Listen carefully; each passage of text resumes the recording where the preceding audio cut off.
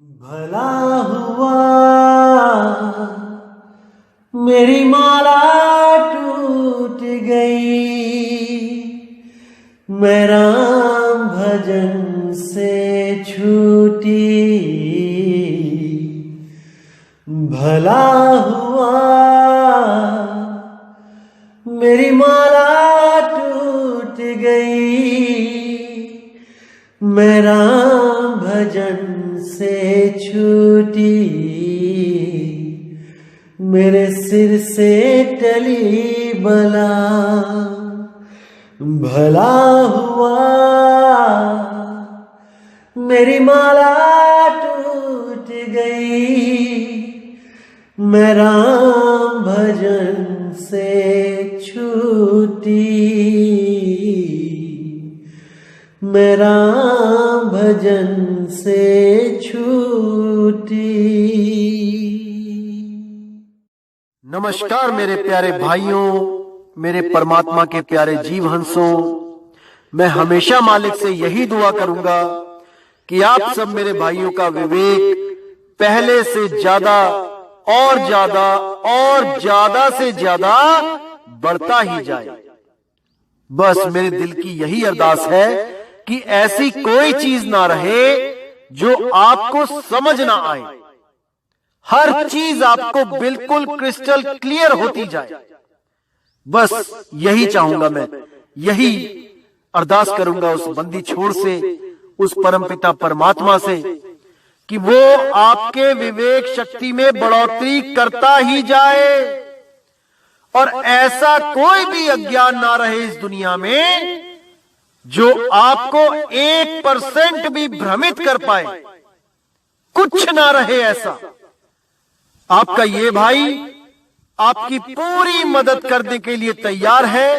बस आप निष्पक्ष भाव से इस सत्संग को सुनते रहिए और उस पर विचार करते रहिए। विवेक लगाइए कि जो मैंने बात कही है वो सत्य है या असत्य है। जवाब मेरे भाई आपके अंदर से ही आएगा। उस परमात्मा का जवाब आपके अंदर से आएगा। बस उसको पहचानने की कोशिश करो। साहिब बंदी। तो भाई आज जो वाणी लेंगे बंदी छोड़ सतगुरु कबीर साहब की वाणी है।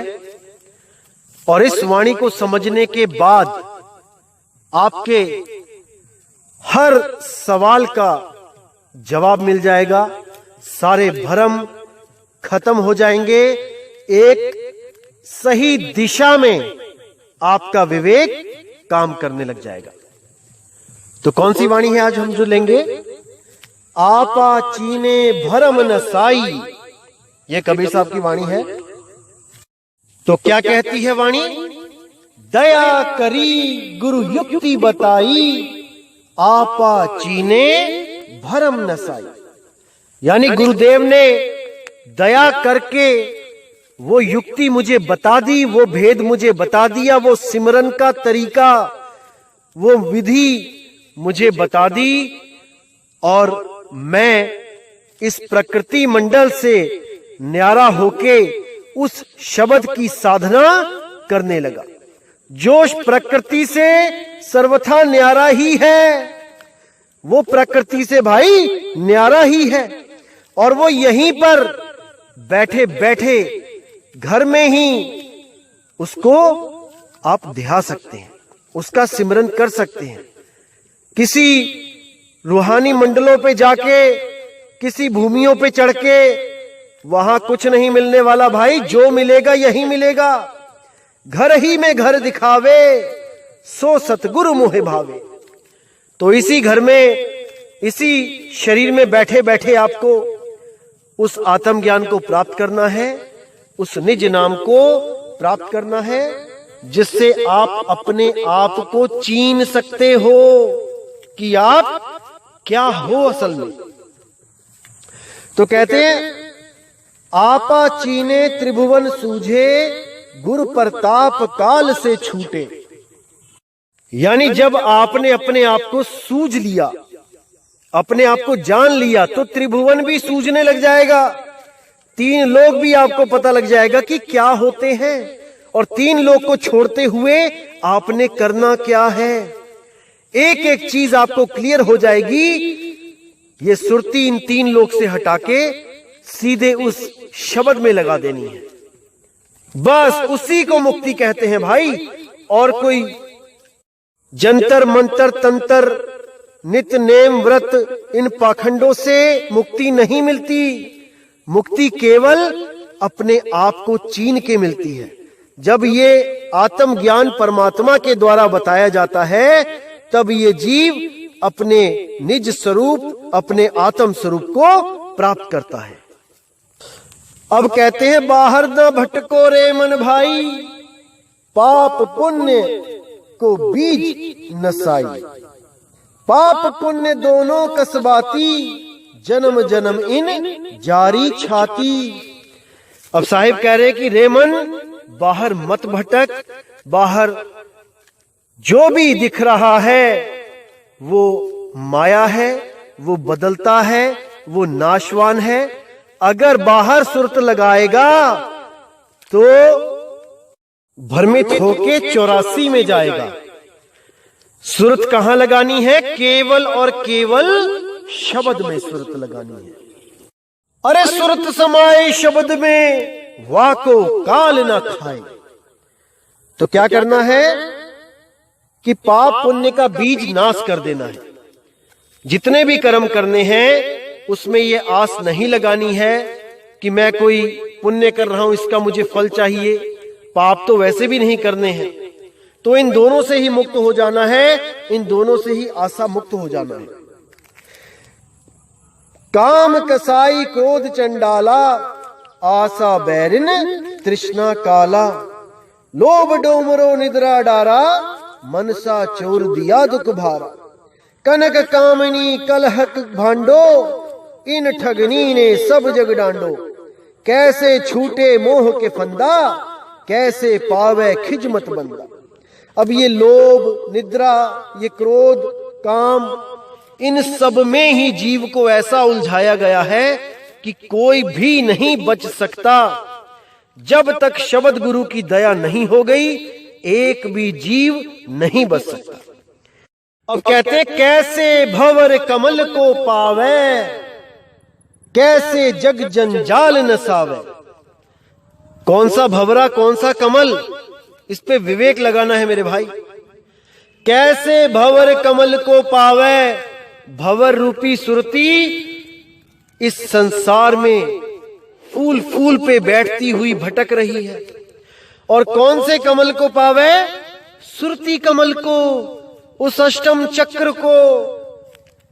कैसे भंवर कमल को पावे, कैसे जग जंजाल नसावे। ये जो जग जंजाल, ये जो शरीर है, ये कैसे इसका नाश हो। ऐसा नाश हो कि दोबारा ना मिले। सबसे बड़ी दुविधा यही है, क्योंकि हर इंसान मरते हुए यही सोचता है कि मैं ना मरूं, मैं इस शरीर से ना निकाला जाऊं, मैं इस शरीर में ही रहूं। एक चींटी से लेके हाथी तक अपने शरीर को बचाने के लिए भरसक प्रयास करता है, केवल इसलिए क्योंकि वो अपने निज रूप को नहीं जान रहा है।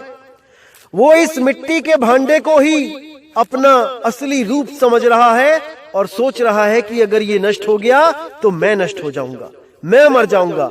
अरे तुम कभी नहीं मर सकते, तुम अजर अमर अविनाशी हो, लेकिन तुम भूल गए हो अपने उस निज स्वरूप को, जिसको आत्म स्वरूप कहा जाता है, जिसको प्राप्त करने पर काल आपका कुछ नहीं बिगाड़ सकता, क्योंकि इसको ना तो कोई काट सकता है ना तो कोई जला सकता है। ये आत्म रूप है ही ऐसा। जब तक आप जीव अवस्था में हो आपको एक कुत्ता भी मार सकता है, लेकिन अगर आप आत्म ज्ञान में आ गए, आत्म स्वरूप को प्राप्त कर गए, तो ये काल आपका कुछ नहीं बिगाड़ सकता। कोई यमदूत आपको नहीं पकड़ सकता, क्योंकि आत्मा को पकड़ा ही नहीं जा सकता। जब तक ये अपने आप को तत्व समझती है तब तक बेड़ियां भी लग जाती हैं और सर कलम भी किए जाते हैं, लेकिन जब ये आत्म ज्ञान में आ जाती है तब ये निर्भय पद को प्राप्त करती है। इसका मतलब ये नहीं कि आप ट्रेन के आगे खड़े हो जाओ या किसी पुल से छलांग मार दो, निर्भय पद मिल गया आपको। इसका मतलब है कभी भी आपकी प्राकृतिक मौत आएगी तो आपको पता होगा कि मैंने क्या करना है, कैसे अपनी सुरती को समेट के उस शब्द में लगा देना है। तो आगे कहते हैं, जब सतगुरु सार मत दीना, बड़े भाग से आत्म चीना। बड़े भाग से आत्म जागे, कहे कबीर जब ही भ्रम भागे। जब सतगुरु सार मत दे देते हैं, वो सार नाम दे देते हैं, वो सार शब्द दे देते हैं, अपना निज स्वरूप दे देते हैं, तब आत्मा जाग जाती है। तब जीव समझ जाता है कि मैं आत्मा हूं, और वो उस उच्च अवस्था को प्राप्त कर लेता है जहां पर कोई देवी देवता, कोई पीर पैगंबर, कोई ऋषि महर्षि भी नहीं पहुंच पाता। सारी उम्र नाम जपने में लगा देते हैं, लेकिन वहां तक नहीं पहुंच पाते जहां पे सतगुरु निज स्वरूप प्रदान करके पहुंचा देता है। इसीलिए मलुकदास जी ने बोला, सुर नर मुनि सब थकित भये हैं, रुक गया दरिया नीर। कि सुर नर मुनि भी थक गए, उस स्वरूप को प्राप्त नहीं कर पाए, हजारों लाखों साल भक्तियों में लगा दिए, लेकिन जो गुरु ने मुझे प्रदान किया वो आत्मज्ञान, वो अनमोल ज्ञान था। ये सुर नर मुनि भी वहां नहीं पहुंच पाते, क्योंकि इनको सतगुरु नहीं मिला, इनको केवल 3 लोक का गुरु मिला। तो कहते हैं, बड़े भाग से आत्म जागे, और कहे कबीर तब ही भ्रम भागे। बड़े भागों से ऐसा गुरु मिलता है जो आत्म ज्ञान इस जीव को दे देता है और इसको हमेशा के लिए बंधनों से मुक्त कर देता है। अगर इसको सतगुरु ना मिले तो मेरे भाई इसका अनमोल जन्म बर्बाद हो जाता है। और आज के समय में इतने ज्यादा जो काल के दूत बैठे हैं, उनका एक ही लक्ष्य है कि कैसे भी इन जीवों का अनमोल जन्म बर्बाद किया जाए। उनका एक ही लक्ष्य होता है, इसके बदले उन्हें क्या मिलता है? इसके बदले उन्हें 3 लोक की माया मिलती है।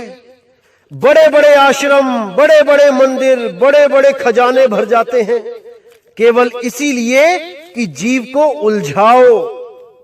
जैसे आपने देखा है फिल्मों में, जो स्मगलर होता है, जो विलेन होता है, वो अपने गुर्गों को दारू, मीट, अंडा, शराब, इनकी कोई कमी नहीं होने देता।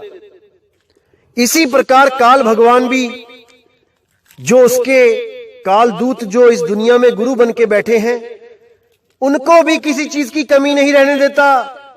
उनको भी अनंत भंडार भर देता है, केवल इसीलिए कि ये जीव कहीं अपने निज स्वरूप को प्राप्त ना कर ले। क्योंकि अगर उसने अपना स्वरूप प्राप्त कर लिया तो ये मन मर जाएगा, ये 3 लोक का राजा मर जाएगा।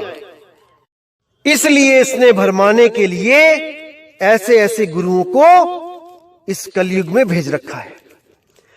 क्योंकि अनुराग सागर के हिसाब से काल ने कबीर साहब से वचन लिया कि 3 युग में मत आना, प्रचार करने मत आना, अगर आना है तो कुछ बहुत कम जीव ले जाना, अपना पंथ मत चलाना, हाँ कलयुग में जितने मर्जी ले जाना।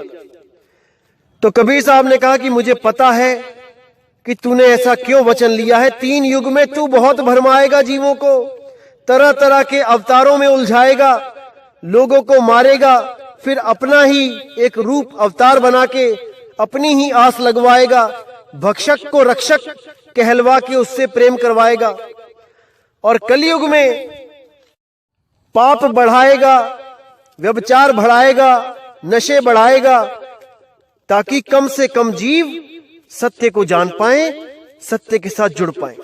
बीड़ी, सिगरेट, गुटखा, पता नहीं क्या क्या नशे करवाएगा और उसके मन को इन नशों का गुलाम बना लेगा। जैसे किसी भी तेज से तेज दौड़ने वाले जानवर को हम एक जंजीर से बांध दे तो उसकी सारी तेजी धरी की धरी रह जाती है। इसी तरह जीव को इन नशों में डालकर उसको एक बेड़ी में डाल दिया जाता है।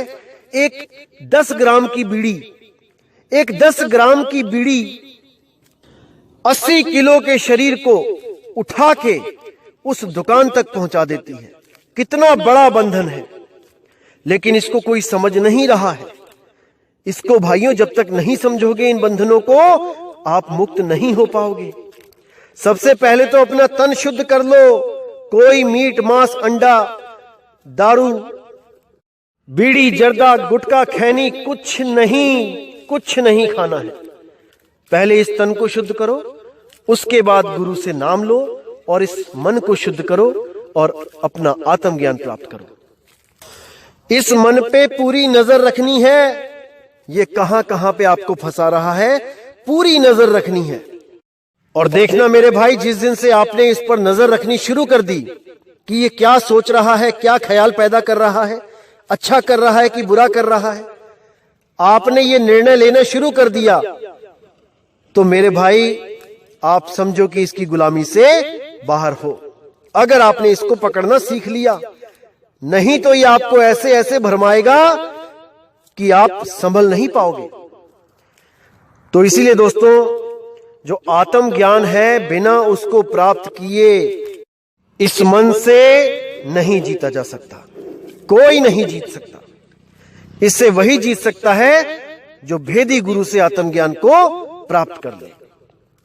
तो दोस्तों, इसी के साथ मैं सत्संग समाप्त करता हूं और उम्मीद करूंगा कि अपने आप को चीनने के लिए, अपने आप को जानने के लिए, अपने असली स्वरूप को जानने के लिए आप जरूर विवेक लगाओगे, सत्संगों को समझोगे और पूरी उम्मीद करता हूं कि कोई भी अज्ञान आपके पास भी नहीं फटकेगा, अगर आपने विवेक लगाना सीख लिया तो दोस्तों, इसी के साथ मुझे विदा करें।